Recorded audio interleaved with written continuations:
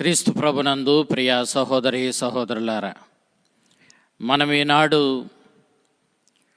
పరమ పవిత్రమైన క్రీస్తుని శరీర రక్తాల మహోత్సవాన్ని కొనియాడుతూ ఉన్నాం.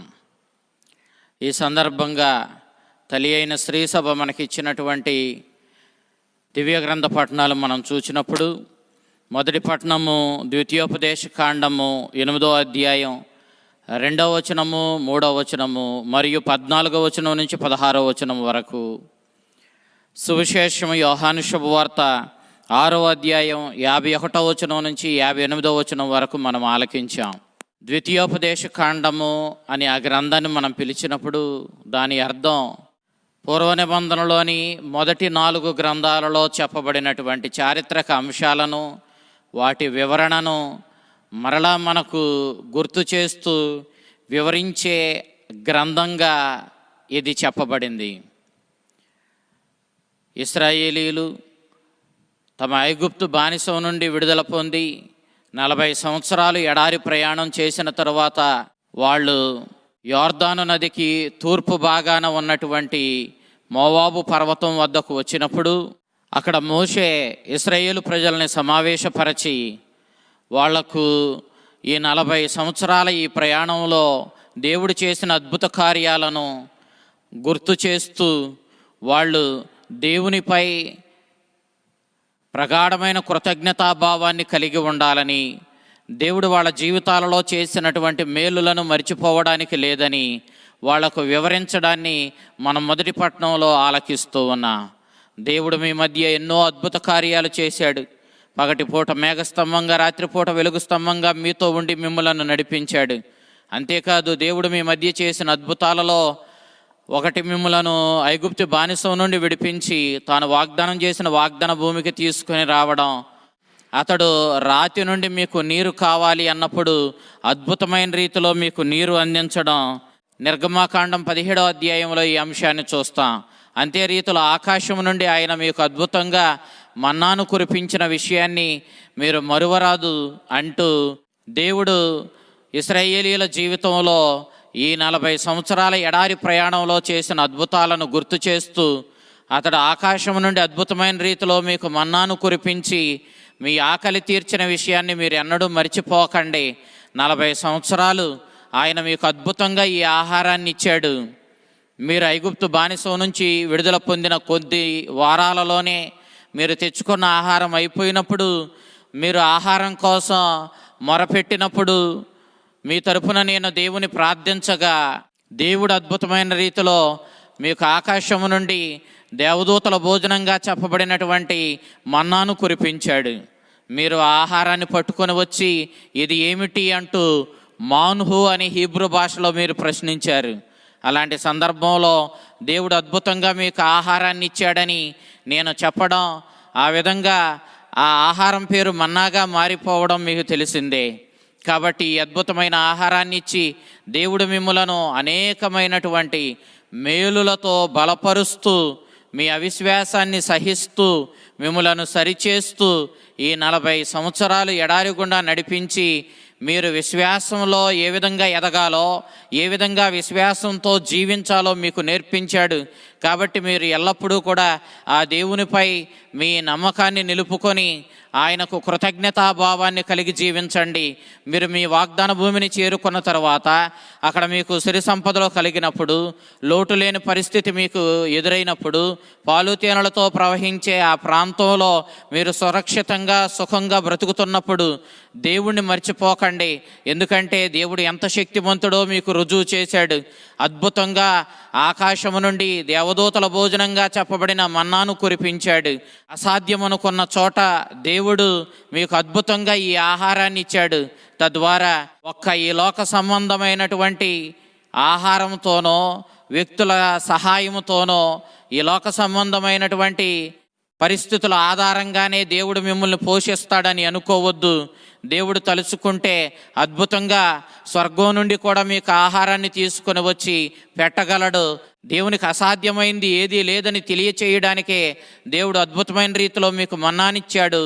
ఈ మన్నాను 40 సంవత్సరాలు ఏకదాటిగా మీకు అందించి శుక్రవారం రోజున రెండంతలుగా కురిసి శనివారం రోజున అది విశ్రాంతి దినం కాబట్టి మన్నా కురియకుండా ఆగిపోయేలా చేసి మీ విశ్వాసాన్ని బలపరచడానికి, మిమ్మలను నిత్యము పోషించి నడిపించేది దేవుడేనని మీరు గుర్తించడానికి అద్భుతమైన మన్నా ఆహారంతో దేవుడు మిమ్మలను పోషించి నడిపించాడన్న విషయాన్ని మరిచిపోవద్దని చెప్పి, ఇదిగో మోషే మోవాబు పర్వతం మీద ఇశ్రాయేలీయులను పోగు చేసి వాళ్లకు దేవుడు ఈ 40 సంవత్సరాలు ఈ ప్రయాణంలో చేసిన మేలులను గుర్తు చేస్తూ, దేవుణ్ణి విడిచిపెట్టకండి, ఆయన్ను అశ్రద్ధ చేయకండి, కృతజ్ఞతాభావంతో ఆయన మీద విశ్వాసంతో నమ్మకంతో జీవించండి, మీరు మీ బిడ్డలు ఈ వాగ్దాన భూమిలో సురక్షితంగా సుభిక్షంగా కొనసాగాలి అని అంటే తప్పకుండా దేవుని విశ్వసించి ఆయన ఇచ్చినటువంటి ఆ ధర్మశాస్త్రాన్ని పాటించి మీ జీవితాలను ధన్యం చేసుకోండి అంటూ మోషే మొదటి పట్టణంలో తెలియచేయడాన్ని మనం చూస్తూ ఉన్నాం.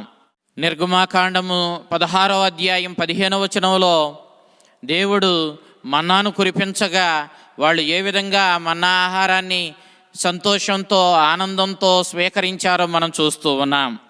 సొలొమోను జ్ఞాన గ్రంథము 16వ అధ్యాయము 20వ వచనము 21వ వచనం మనం చూసినప్పుడు, దేవదూతలు భుజించే మహోన్నతమైన ఆహారాన్ని దేవుడు ఆకాశము నుండి తన ప్రజలకు ఇచ్చి ఎంత అద్భుతంగా తన ప్రజలను ఆయన ఎప్పుడూ కాచి కాపాడతాడో, వారి ఎడల ఆయన ప్రేమ ఎంత గొప్పదో సూచిస్తూ ఈ మన్నా ఆహారాన్ని పెట్టినట్లుగా సొలొమోను జ్ఞాన గ్రంథము మనకు తెలియచేస్తూ ఉంది. ఈ రీతిగా మనం మొదటి పట్టణంలో మన్నా ఆహారం గురించి చూసినప్పుడు మనం గ్రహించవలసిన విషయం ఏమిటి అని అంటే, ఈ మన్నా ఆహారం నూతన నిబంధనలో నిత్య జీవమిచ్చే క్రీస్తుని శరీర రక్తాలనే దివ్య సత్ప్రసాద విందునకు ఒక నీడగా, ఒక సంకేతంగా, ఒక గుర్తుగా ఉంది. కాబట్టి ఈనాటి మొదటి పట్టణంలో మనము ఈ మన్నా ఆహారం గూర్చినటువంటి ప్రస్తావనను, మోషే ఇశ్రాయేలు ప్రజలకు గుర్తు చేసినటువంటి అంశాలను మనం ధ్యానిస్తూ ఉన్నాం. ఇక నేటి సువిశేషం మనం చూసినప్పుడు యోహాను శుభవార్త 6వ అధ్యాయము 51వ వచనం నుంచి 58వ వచనం వరకు మనం చూసినప్పుడు, యేసుక్రీస్తు తనను విశ్వసించు వారికి నిత్య జీవం పొందుటకై నా శరీర రక్తాలని ఆహారాన్ని ఇస్తానని గొప్ప ప్రసంగాన్ని చేయడాన్ని మనం చూస్తూ ఉన్నాం. ఈ 6వ అధ్యాయము యేసు ప్రభు 5,000 మందికి అద్భుతంగా ఆహారం పెట్టడం అనే అంశంతో ప్రారంభమవుతూ ఉంది. 5 రొట్టెలు 2 చేపలు 5,000 మందికి, అక్కడ ఉన్నటువంటి స్త్రీలను పిల్లలను లెక్కించక పురుషులను మాత్రమే లెక్కించినప్పుడు 5,000 మందికి పైగా ఉన్నటువంటి ఆ జనబాహుళ్యాన్ని క్రీస్తు ప్రభు అద్భుతమైన రీతిలో ఆహారం పెట్టి సంతృప్తి పరిచినప్పుడు మిగిలిన రొట్టె ముక్కలను పోగు చేయగా అవి 12 గంపలకు ఎత్తబడినప్పుడు అక్కడ ఈ అద్భుతాన్ని చూసిన ప్రజలందరూ కూడా మత్తెక్కిపోయారు. వాళ్ళందరూ ప్రభువుని యందు ప్రగాఢమైనటువంటి నమ్మకంతో ఆయన్ను అనుసరించడం ప్రారంభించారు. ప్రభువుని వాళ్ళు బలవంతంగా రాజును చెయ్యాలని చూస్తున్నారని గ్రహించి ప్రభు అక్కడ నుండి తప్పుకొని వెళ్ళిపోగా, ప్రభు కఫర్నామునకు వెళ్ళగా ప్రజలందరూ కూడా అక్కడికి వచ్చినటువంటి పడవల ఆధారంతో కఫర్నామునకు వాళ్ళు చేరుకున్నారు. కఫర్నాము ప్రార్థనా మందిరంలో యేసుక్రీస్తు అసలు నిత్య జీవమిచ్చే ఆహారం ఏదో వారికి స్పష్టంగా తెలియజేశాడు. ఈ శారీరకమైన అశాశ్వతమైన ఆహారం కోసం శ్రమించకండి, నిత్య జీవమిచ్చు శాశ్వతమైన జీవాన్ని ఇచ్చు ఆహారం కోసం మీరు శ్రమించండి. ఆ ఆహారము ఇదిగో పరలోకము నుంచి దిగి వచ్చినటువంటి ఆ పరలోక తండ్రి యొక్క తనయుడైన నేనేనని ప్రభు స్పష్టంగా ఆయన కఫర్నాము దేవాలయములో మాట్లాడుతూ ఈ విషయాలను చెప్పడాన్ని మనం చూస్తూ ఉన్నాం. ప్రభు ముందు 26వ వచనం నుంచి 50వ వచనం వరకు మనం చూసినప్పుడు, నిత్య జీవం పొందాలని కోరుకునే ప్రతి ఒక్కరూ తనను విశ్వసించి తన వాక్యానుగుణంగా జీవించడం ద్వారా వారు నిత్య జీవాన్ని పొందుకోగలుగుతారని తెలియజేశాడు. ఇక అటు తర్వాత 50వ వచనం నుంచి స్వయంగా ప్రభు స్పష్టంగా తన శరీర రక్తాలనే భుజించాలని, పరలోకము నుంచి దిగివచ్చిన జీవము గల ఆహారమును నేనేనని, ఈ ఆహారమును భుజించువాడు ఎన్నటికీ మరణించడని, తన శరీరాన్ని భుజించి తన రక్తాన్ని పానము చేయువాడు తన యందును వాని యందు ఆయన ఉంటాడని స్పష్టంగా ప్రభు తెలియచేయడాన్ని మనం చూస్తూ ఉన్నా. నేనే పరలోకము నుంచి దిగివచ్చిన జీవాహారమును, నన్ను విశ్వసించువాడు నిత్య జీవం పొందడానికై నేను ఇచ్చు ఆహారము నా శరీర రక్తాలేనని ప్రభు స్పష్టంగా తెలియచేస్తూ ఉన్నాడు. ప్రభు గ్రీకు భాషలో ట్రెగాన్ అన్నటువంటి పదాన్ని వాడాడు. ట్రెగాన్ అనేటటువంటి పదము ఆయన శరీరాన్ని నమిలి భుజించడాన్ని సూచిస్తూ ఉంది. నమిలి భుజించడము అనగా క్రీస్తుని శరీరాన్ని నిజంగా భుజించడము, ఆయన రక్తాన్ని నిజంగా పానము చేయడము అన్న అర్థాన్ని చాలా స్పష్టంగా ప్రభు ఇక్కడ తెలియచేస్తూ ఉన్నాడు. కొందరు బైబిల్ పండితుల యొక్క అభిప్రాయం ప్రకారం యేసుక్రీస్తు ఈ శరీర రక్తాలనే విందు గురించి తెలియచేసిన ఈ అంశం ఆయన కడరా భోజన సమయంలో మాట్లాడినటువంటి ప్రసంగమై ఉండాలి. అయితే యోహాను ఈ ప్రసంగాన్ని ముందే 6వ అధ్యాయంలో పొందుపరిచాడని వాళ్ళు తమ అభిప్రాయాన్ని వ్యక్తం చేస్తూ ఉన్నారు. యోహాను తన సువార్తను వ్రాసేసరికి యేసుక్రీస్తుని యొక్క దివ్య శరీర రక్తాలను గూర్చినటువంటి విశ్వాసం ఆదిమ క్రైస్తవులందరిలోనూ దృఢంగా ప్రబలిపోయి ఉంది. అందరూ కూడా దివ్య సత్ప్రసాదాన్ని భుజించడం అంటే ఆశీర్వదించబడినటువంటి గోధుమ అప్పాన్ని, ఆశీర్వదించబడిన ద్రాక్షరసాన్ని భుజించి పానం చేయడం అంటే స్వయంగా క్రీస్తుని శరీర రక్తాలను భుజించడమేనని, యాజకుడు అర్పించిన ఈ బలి ద్వారా స్వయంగా వాళ్ళు కల్వరిగిరి బలిలో పాలి భాగస్థులు అవుతున్నారని, క్రీస్తుని యొక్క ఆ బలి ద్వారా వారు స్వయంగా క్రీస్తుని యొక్క శరీర రక్తాలనే భుజించగలుగుతున్నారని ఆదిమ క్రైస్తవులు అప్పటికే చాలా దృఢంగా విశ్వసించారు.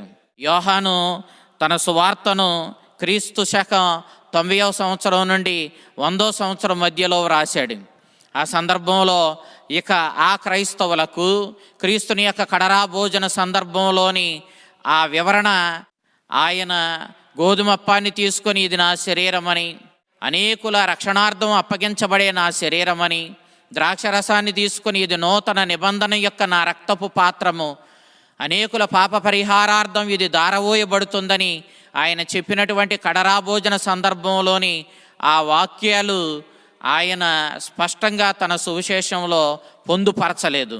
ఎందుకనంటే మనం ముందే అనుకున్నట్లుగా అప్పటికే ఆదిమ క్రైస్తవులందరికీ కూడా క్రీస్తుని శరీర రక్తాలే నిత్య జీవమిచ్చు ఆహారమని, ఈ ఆహారాన్ని భుజించడం ద్వారానే నిత్య జీవానికి వారసులు అవుతారన్నటువంటి విశ్వాసం అందరిలో ప్రబలి ఉంది. కాబట్టి యోహాను క్రీస్తుని యొక్క దివ్య సత్ప్రసాదమును గూర్చినటువంటి వివరణతో కూడిన అంశాలను 6వ అధ్యాయములో పొందుపరిచాడు. కానీ కడరా భోజన సమయంలో క్రీస్తు పలికిన ఈ వాక్యాలను ఆయన తన సువిశేషంలో పొందుపరచకపోవడానికి కారణం ఆ ఆదిమ క్రైస్తవులకు అప్పటికే క్రీస్తుని యొక్క కడరా భోజన సందర్భంలో పలికిన వాక్యాలు చాలా ప్రాచుర్యంలో ఉండడం వల్ల దాని అవసరం యోహానుకు కనిపించలేదు.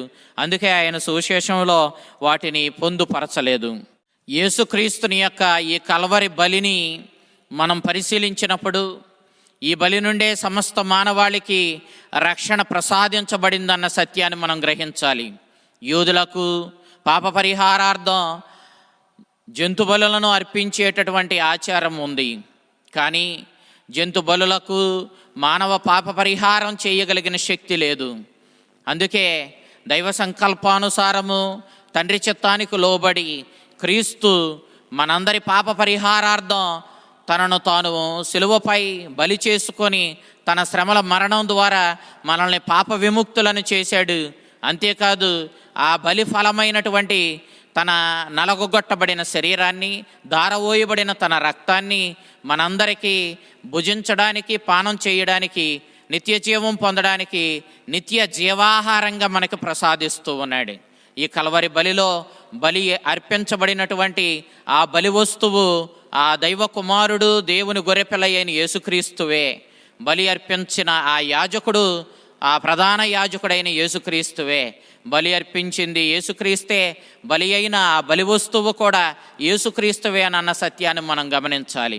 కాబట్టి మనము యేసుక్రీస్తుని యొక్క దివ్య శరీర రక్తాల ఈ విందులో మనం పాల్గొంటున్నప్పుడు క్రీస్తుని యొక్క బలి ద్వారా, ఆ దేవుని గొర్రెపిల్ల బలి అయినటువంటి ఆ కల్వరి బలి ద్వారా, ఆ బలి ఫలంగా వచ్చినటువంటి క్రీస్తుని శరీర రక్తాల ఈ విందును మనం భుజించినప్పుడు మనం దేవునిలో భాగాన్ని పొందుతున్నామన్న సత్యాన్ని మనం గుర్తించాలి.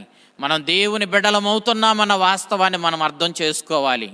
ప్రియ దేవుని బిడ్డలారా, మనమందరమే త్రిత్వైక దైవం గురించి మాట్లాడినప్పుడు పరలోకపు తండ్రి, కుమారుడు, పవిత్రాత్మ అనేటటువంటి ముగ్గురు వ్యక్తుల గురించి మనం మాట్లాడుతూ ఉన్నా. అయితే పరలోకపు తండ్రి నుండి కుమారుని వేరుపరచలేము, పరలోకపు తండ్రి నుండి పవిత్రాత్మను వేరుపరచలేము. తండ్రి, కుమారుడు, పవిత్రాత్మ ముగ్గురు వ్యక్తులుగా కనబడుతూ ఉన్న వాస్తవానికి వారు ఒకే దైవము, దైవ స్వభావమందు వాళ్ళు ఏకమై ఉన్నారు అన్న విషయాన్ని, అవిభక్త సంబంధం కలిగి ఉన్నారన్న విషయాన్ని, విడదీయలేని బంధం కలిగి ఉన్నారన్న విషయాన్ని మనం మాట్లాడుకుంటూ ఉన్నాం. ఈనాడు మనం క్రీస్తు ప్రభుని యొక్క శరీర రక్తాలను భుజిస్తున్నామని చెప్తూ ఉన్నాం. అంటే అర్థం, మనం ఇదిగో విడదీయలేని బంధం కలిగినటువంటి ఆ తండ్రితో ఐక్యమై ఉన్నటువంటి క్రీస్తుని భుజిస్తున్నామంటే అర్థం, స్వయంగా క్రీస్తునే కాదు, ఆ క్రీస్తుని లోకానికి పంపించిన, తనతో విడదీయలేని బంధం కలిగిన ఆ పరలోకపు తండ్రిని కూడా మనం భుజిస్తూ ఉన్నాము. అంతే రీతిలో పవిత్రాత్మను కూడా మనము స్వీకరిస్తూ ఉన్నాము. ఈ విధంగా తండ్రి, కుమార, పరిశుద్ధాత్మలుగా మనకు తనను తాను వెల్లడి చేసుకున్న ఆ దైవాన్ని దివ్య సత్ప్రసాదంలో మనం భుజించడం ద్వారా ఆ త్రిత్వైక దైవములో మనం పాలి భాగస్థులం అవుతూ ఉన్నాం. తద్వారా మనం దైవ కుమారులుగా, నిత్య జీవానికి మనం వారసులుగా మారుతున్నామన్నది సత్యము. కాబట్టి యేసుక్రీస్తుని విశ్వసించడం అంటే ఆ క్రీస్తుని యొక్క దివ్య శరీర రక్తాలను భుజించి ఆ క్రీస్తునితో ఐక్యమై జీవించడమే. క్రీస్తుతో ఐక్యమైన వాడు పరలోకపు తండ్రితో కూడా ఐక్యమవుతున్నాడు. పవిత్ర ఆత్మను పొందుకొని ఆ త్రిత్వైక దైవములో, ఆ త్రిత్వైక దైవపు ఆ ఉనికిలో వాడు పాలి భాగాన్ని పొందుతున్నాడన్న సత్యాన్ని మనం గుర్తిస్తూ ఉన్నాం. ఈ విధంగా క్రీస్తుని దివ్య శరీర రక్తాలైన దివ్య సత్ప్రసాదాన్ని భుజించడం ద్వారా మనమందరము ఇదిగో ఆ క్రీస్తు మనకు తీసుకొచ్చిన రక్షణ భాగ్యాన్ని పొందుకొని ఆ పరలోక తండ్రి ఇచ్చిన రక్షణను సొంతం చేసుకొని పవిత్రాత్మ నడిపింపు ద్వారా ఆ త్రిత్వైక దైవములో పాలిభాగస్థులమై ఆ స్వర్గరాజ్యానికి, ఆ నిత్య నివాసానికి, ఆ నూతన కానానుకు, ఆ నూతన యెరూషలేమునకు మనం వారసులమవుతున్నామన్న సత్యాన్ని మనం గుర్తించాలి. అందుకే స్పష్టంగా యేసుక్రీస్తు పరలోకము నుండి దిగి వచ్చిన ఆహారమును మోషే మీకు ఇవ్వలేదు, మీ పితరులు మన్నాను భుజించి మరణించిరి, కానీ మన్నా కంటే ఎంతో శ్రేష్టమైనటువంటి, ఏ విధంగానూ మన్నాతో పోల్చదగనటువంటి మహోన్నతమైనటువంటి దైవ కుమారుడనైన దేవుడనైన నేను మీ మధ్యకు వచ్చాను. నా శరీరాన్ని మీరు విశ్వాసంతో భుజించండి, నా రక్తాన్ని మీరు పానం చేయండి అని ప్రభువు చెప్తూ ఉన్నాడు. ఈ మాటలు విన్నప్పుడు యూదులు చాలా ఆశ్చర్యపోయారు. యూదుల ధర్మశాస్త్రం అసలు జంతువుల రక్తాన్నే పానం చేయొద్దని చెప్తుంది. ఆ విధంగా పానం చేస్తే వాళ్ళు ధర్మశాస్త్రానికి విరుద్ధంగా నడిచిన వారు అవుతారు, మలిన పడిన వాళ్ళు అవుతారని చెప్తుంది. మరి అలాంటిది ఈనాడు ప్రభు నా శరీరాన్ని తిని నా రక్తాన్ని మీరు పానం చేయాలని చెప్పినప్పుడు యూదులు దాన్ని ముందు అర్థం చేసుకోలేకపోయారు. అందుకే వాళ్ళు బాబోయ్ ఈయన మాటలు కఠినంగా ఉన్నాయి అని చెప్పి ఆయన్ని వదిలిపెట్టి వెళ్ళిపోయినట్లుగా మనం చూస్తూ ఉన్నా. 12 శిష్యులు మాత్రమే ప్రభుతో ఉన్నారని మనము గమనిస్తూ ఉన్నా. అయితే ప్రియ దేవుని బిడ్డలారా, క్రీస్తు ప్రభు శ్రమల మరణాన్ని పొంది పునరుత్థానుడైన తర్వాత క్రైస్తవులు, క్రీస్తుని విశ్వసించినటువంటి యూదులు ఒక వాస్తవాన్ని తెలుసుకున్నారు. అదేమిటి అనంటే, మహిమోపేతమైన శరీరము, దైవత్వంతో కూడినటువంటి శరీరము, మరణాన్ని జయించిన మృత్యుంజయుడైన క్రీస్తు ధరించినటువంటి ఆ శరీరాన్ని దివ్య సత్ప్రసాదములో మనము భుజిస్తూ ఉన్న ఆశీర్వదించబడిన గోధుమ అప్పములోను ద్రాక్ష రసములోను మనము ఆ ఉత్థాన క్రీస్తుని, ఆ మహిమోపేతుడైన క్రీస్తుని శరీర రక్తాలను మనం భుజిస్తున్నాం. అనగా ఉత్థాన క్రీస్తుని భుజించి అతడిచ్చు నిత్య జీవాన్ని సొంతం చేసుకొని అతని దైవత్వంలో మనము పాలిభాగస్థులమై ఆ ఉత్థాన క్రీస్తుతో మనం ఐక్యమై మన జీవితాలను రక్షించుకుంటున్నామన్న సత్యాన్ని ప్రతి ఒక్కరూ కూడా గుర్తించగలిగారు. అందుకే దివ్య సత్ప్రసాద భక్తి చుట్టూ తమ జీవితాలను అల్లుకున్నారు. ఆ దివ్య సత్ప్రసాదం ఎడల భయభక్తులతో జీవించి తమ జీవితాలను ధన్యం చేసుకున్నారన్న విషయాన్ని నేడు స్పష్టంగా మనము దివ్య గ్రంథ పట్టణాల్లో మనం చూస్తూ ఉన్నాం. ఈనాటి 2వ పట్టణాన్ని మనం చూసినప్పుడు పునీత పౌలు కొరింథు సంఘానికి వ్రాసిన మొదటి లేఖ 10వ అధ్యాయం 16-17 వచనాల్లో దివ్య సత్ప్రసాదము గూర్చిన వివరణను పునీత పౌలు చాలా స్పష్టంగా మనకి ఇస్తూ ఉన్నాడు. పౌలు ఇచ్చినటువంటి ఈ వివరణ ఇతర సువార్తల్లో మత్తయి, మార్కు, లూకా ఇచ్చినటువంటి వివరణకు చాలా సరిపోలుతూ ఉంది. కొరింథు సంఘంలో జరుగుతూ ఉన్నటువంటి సంఘటనలను ఆధారంగా చేసుకొని వాళ్ళను సరిచేస్తూ, మీరు క్రీస్తుని శరీర రక్తాలను భుజిస్తూ పానం చేస్తూ ఉన్నారు కాబట్టి మీరు అన్యుల యొక్క బలులలో పాలు పంచుకోకూడదు. అన్యులు అర్పించు జంతు బలులు దయ్యాలకు అర్పించే బలులు. మీరు పాల్గొనేటటువంటి ఈ బలి జంతు రక్తంతో కూడింది కాదు, స్వయంగా దైవ కుమారుని రక్తంతో కూడినటువంటి బలి.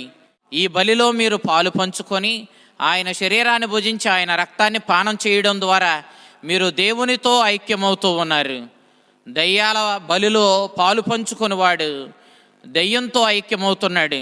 కానీ మీరు క్రీస్తుని, ఆ దైవ కుమారుని బలిలో పాలిభాగం పొంది ఆయన శరీరాన్ని భుజించి రక్తాన్ని పానం చేయడం ద్వారా మీరు దేవునితో ఐక్యమవుతున్నారన్న విషయాన్ని మరిచిపోవద్దని చెప్పి స్పష్టంగా పునీత పౌలు తెలియచేయడాన్ని మనం చూస్తూ ఉన్నాం.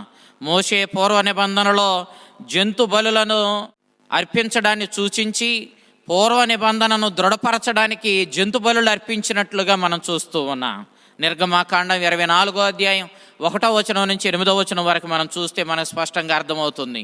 కానీ ఈనాడు పునీత పౌలు కొరింథు సంఘానికి రాసిన మొదటి లేఖ 11వ అధ్యాయం 24వ వచనంలో ఆశీర్వదించబడిన గోధుమ అప్పము ద్రాక్షరసము భుజించుట ద్వారా మనము స్వయంగా క్రీస్తుని శరీర రక్తాలనే భుజిస్తున్నాము, పానం చేస్తున్నాము అన్న విషయాన్ని స్పష్టంగా తెలియజేస్తూ ఉన్నాడు.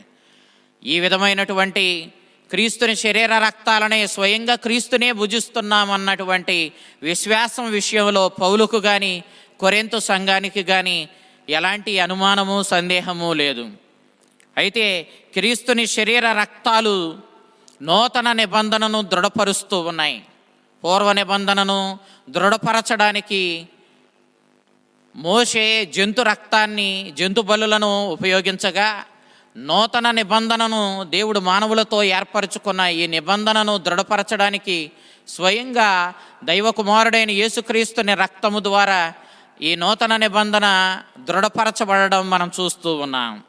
కాబట్టి దివ్యసత్ప్రసాద ఈ భక్తిని మనలో పెంపొందింప చేసుకోమని, క్రీస్తు శరీర రక్తాలను భయభక్తులతో మేరమర్యాదలతో స్వీకరించమని, అవిశ్వాసంతో క్రీస్తుని శరీర రక్తాలు భుజించరాదని పునీత పౌలు మనకు తెలియచేయడాన్ని మనం చూస్తూ ఉన్నాం. మన జగద్గురువులైన ఫ్రాన్సిస్ పోపు గారు దివ్యసత్ప్రసాదం గూర్చి చెబుతూ, ఇది పునీతులు పవిత్రులు మాత్రమే తినే ఆహారం కాదని, పాపులు కూడా భుజించే ఆహారమని, ఈ ఆహారాన్ని భుజించుట ద్వారా ప్రతి వ్యక్తి పవిత్రపరచబడి బలపరచబడి క్రీస్తునిలో విశ్వాసంతో భుజించడం ద్వారా ఎదుగుతాడని, బలపడతాడని ఫ్రాన్సిస్ పోపు గారు మనకు తెలియచేయడాన్ని మనం చూస్తూ ఉన్నాం. పునీత క్లారా సభకు చెందిన పునీత ఫ్రూడెన్సియా జగోని అనేటటువంటి ఆ భక్తురాలికి ప్రభు దర్శనమిచ్చినప్పుడు, నీవు ఎంత విరివిగా నా శరీర రక్తాలను భుజిస్తావో అంత విరివిగా నేను నీ పాపములను మరిచిపోతాను, నిన్ను క్షమించి బలపరిచి పవిత్రపరిచి నా హక్కును చేర్చుకుంటానని అభయం ఇవ్వడాన్ని మనం చూస్తూ ఉన్నాం. యేసుక్రీస్తు దివ్య సత్ప్రసాదములో మన విశ్వాసాన్ని బలపరచడానికి అనేక సందర్భాలలో స్వయంగా ఆయన దర్శనమిచ్చాడు. పునీతులకు దివ్య సత్ప్రసాదంలో దర్శనమిచ్చి ఆయన వారితో మాట్లాడాడు. పునీత పౌస్తినమ్మకు దివ్య సత్ప్రసాదంలో దర్శనమిచ్చి, నేను ఈ కాన్వెంట్లో ఉండలేను, ఎందుకనంటే నాకు విరుద్ధమైన కార్యాలు ఎన్నో ఇక్కడ జరుగుతూ ఉన్నాయి అంటూ వాళ్ళను హెచ్చరించాడు. తర్వాత వాళ్ళు 3 రోజులు ఉపవాస ప్రార్థనలు చేసి ప్రభువు యొక్క కోపాన్ని శాంతింపచేశారు. ఈ విధంగా దివ్య సత్ప్రసాదంలో అనేక సందర్భాలలో ప్రభు దర్శనమిచ్చి మన విశ్వాసాన్ని బలపరుస్తూ నడిపిస్తూ ఉన్నాడు. పునీత డాన్ బోస్కో, నీవు ప్రభు యొక్క అనుగ్రహాలు ఎంత ఎక్కువగా పొందాలనుకుంటున్నావో అంత ఎక్కువగా నీవు దివ్య సత్ప్రసాద ప్రభువుని దర్శించు, తద్వారా దివ్య సత్ప్రసాద ప్రభు దగ్గర నుంచి నువ్వు అంత ఎక్కువగా దీవెనలు అనుగ్రహాలు పొందుకొని నీ జీవితాన్ని ధన్యం చేసుకుంటావు అని తెలియచేయడాన్ని మనం చూస్తూ ఉన్నా. దివ్య సత్ప్రసాద భక్తిలో ఎదగడం మనలను నిత్య జీవానికి మరింత దగ్గర చేస్తుంది. పునీత కారులో అకుటేస్ అనేటటువంటి భక్తుడు మనం పరలోక రాజ్యాన్ని చేరుకోవడానికి దేవుడు మనకు సంసిద్ధపరిచినటువంటి ఆ హైవే రోడ్డు ఏంటంటే దివ్య సత్ప్రసాదమే అని చెప్పాడు. దివ్య సత్ప్రసాద భక్తిలో అతడు జీవించడాన్ని, దివ్య సత్ప్రసాదం మీద ఎంతో మక్కువతో అతడు బ్రతకడాన్ని, తన జీవితం అంతా దివ్య సత్ప్రసాదాల అద్భుతాలను సేకరించి కంప్యూటర్లో అతడు పొందుపరచడమే ధ్యేయంగా జీవించడాన్ని మనం చూస్తూ ఉన్నాం. ఈ విధంగా దివ్య సత్ప్రసాద భక్తితో జీవించినటువంటి అనేక మంది భక్తులను మనం చూస్తూ ఉన్నాం. జర్మనీ దేశానికి చెందినటువంటి పునీత థెరేసా న్యూమన్ అనేటటువంటి భక్తురాలు 38 సంవత్సరాలు ఏకదాటిగా ఒక్క దివ్య సత్ప్రసాదాన్ని మాత్రమే భుజించి కనీసం పచ్చి మంచినీళ్లు కూడా ముట్టుకోకుండా ఆరోగ్యంగా జీవించగలగడం, పంచగాయాలతో 38 సంవత్సరాలు ఆమె జీవించడం, ఒక్క దివ్య సత్ప్రసాదం మాత్రమే భుజించడం, తద్వారా ఆమె ఆరోగ్యంగా కొనసాగడం మనం చూస్తే మనం ఆశ్చర్యపోతాం. పునీత పాద్రే పియో తాను 21 రోజులు ఏకదాటిగా కఠిన ఉపవాసం చేస్తూ ఒక దివ్య సత్ప్రసాదాన్ని మాత్రమే భుజించి అతడు ఉపవాసం ఉండడం మనం చూస్తూ ఉన్నాం. యేసుక్రీస్తు పునీత పాద్రే పియోకు దర్శనమిచ్చినప్పుడు దివ్య పూజా బలిని గురించి వివరిస్తూ దివ్య సత్ప్రసాదము అంటే ఏమిటో తెలియజేస్తూ, నేను నా కన్న తల్లికి కూడా ఇవ్వని గొప్ప భాగ్యాన్ని అభిషేకించబడిన నా యాజక గురువులకు ఇస్తున్నాను. అనునిత్యము ప్రతిరోజు నన్ను నా శరీరాన్ని తాకి నా రక్తాన్ని స్పృశించి పానం చేసే భాగ్యాన్ని వారికి ప్రసాదిస్తున్నాను అని చెప్పి ఆయన పునీత పాద్రే పియోతో చెప్పడాన్ని మనం చూస్తూ ఉన్నాం. కాబట్టి మన జీవితంలో దివ్య సత్ప్రసాద భక్తిని మనం పెంపొందించుకోవాలి. ఆ ప్రభువుని ఆరాధించుకుంటూ అంతకంటే ఎక్కువగా ఆ ప్రభువుని మనం భుజించాలి. మనం భుజించి మనలోనికి ఆయన్ను స్వీకరించాలని మనం ఎంత ఆశపడుతున్నామో తెలియదు, కానీ ఆయనకు మాత్రం మనలోనికి ప్రవేశించాలని, మనల్ని బలపరచాలని, పవిత్రపరచాలని, మనతో ఐక్యం కావాలనే ఆశ ఎంతో మెండుగా ఉందన్న విషయాన్ని మనం ఎన్నడూ మరిచిపోరాదు. ఈ దివ్య సత్ప్రసాద ప్రభు యొక్క భక్తిలో మన జీవితాలను తరింపచేసుకుందాం, బలపరుచుకుందాం, మన జీవితాలను ధన్యం చేసుకుందాం. ఆ దివ్య సత్ప్రసాద ప్రభు అనునిత్యము మనతో నివాసం ఉంటున్న ఆ కారుణ్యమూర్తి తన కృపావరాలతో నిత్య జీవంతో మనల్ని నింపి మనము ఆ ప్రభువుని ప్రేమతో మేరమర్యాదలతో భుజిస్తూ ఆ దివ్య సత్ప్రసాద ప్రభు ఎడల భక్తి విశ్వాసాలతో జీవిస్తూ మన జీవితాలను ధన్యం చేసుకునే భాగ్యాన్ని ఆ దివ్య సత్ప్రసాద ప్రభు ఈ మహోత్సవం నాడు మనకు ప్రసాదించునుగాక. ఆమెన్.